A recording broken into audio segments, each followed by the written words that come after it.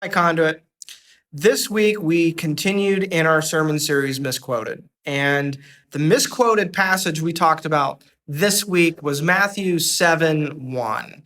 This often quoted passage that talks and says, "Judge not, lest ye be judged," right? This warning that Christ has towards the end of his Sermon on the Mount of judgment, of saying, don't go out judging other people because God will judge you with the same measure with which you judge them. And then Jesus goes into this sermon illustration, very famous one, of straining after a speck of sawdust in your brother's eye when there is a log in your own eye. And we kind of comically, right? I pulled up some sawdust. I swear to you that there is indeed some sawdust in here, a speck of sawdust. And then compare that to a log in someone's eye, right? And Jesus's point seems to be that he's concerned not just with judging, but also with judging while being hypocritical.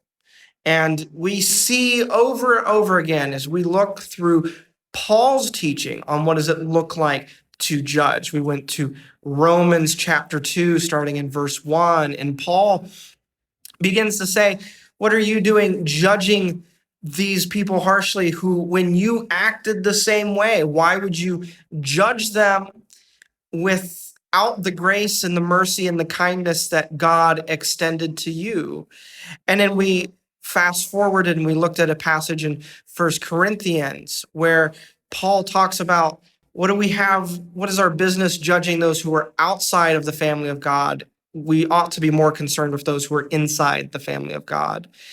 And then Paul forward again in Galatians chapter 6, starting in verse 1, gives us a picture of what does it look like to gently restore someone, to judge someone when they are caught in sin, and to bring them back in a way that is caring.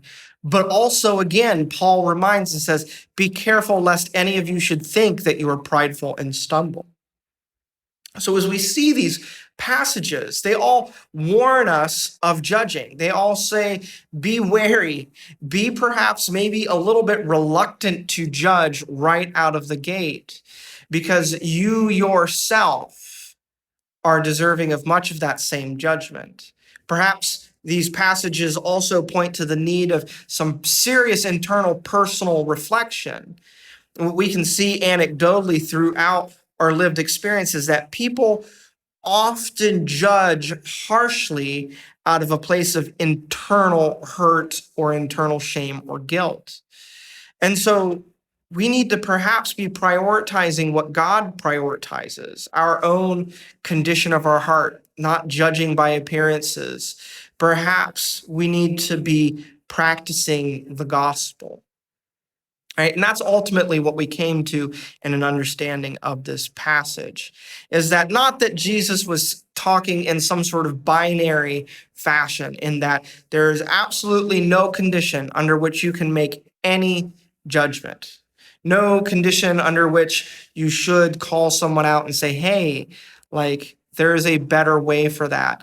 Maybe we need to take a step away from that. Or perhaps you are stuck in sin and I want to offer help, right?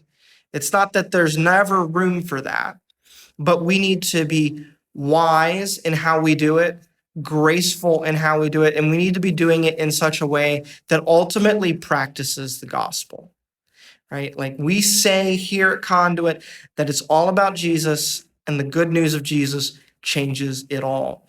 And that remains true. Whether or not we're talking, or you yourself are someone who is close to God or far from God, the same thing remains true, that Christ invites us in to come and taste and see, to know that he is good, that his grace and his kindness and his forbearance and his compassion lead us to repentance, not his anger and not his wrath, right? And so we are called to be ministers of the gospel to one another. whether we are calling someone into the family of God or whether we're calling someone in the family of God to come back closer and to lay aside a entangling sin, right? The answer remains the same: love, compassion, grace, and understanding. And it is that wrestling between truth and grace that we talked about, of how are we truthful? How do we uphold the standards of God? And how do we practice grace with abundance? And that is a difficult line. That is a difficult thing. And it's something where you are going to have to figure out how to apply it in your own life. You're going to have to rely on the discernment of the Spirit in wisdom and patience. And ultimately, I think perhaps the best thing we can all do is to reflect on our own need for God's grace, compassion, and forgiveness, and let that be the starting place for how and where we make judgments when necessary.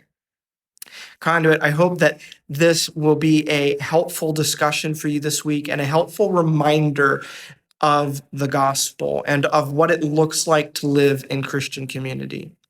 I hope you all have a great week, and I hope to see you this next Sunday.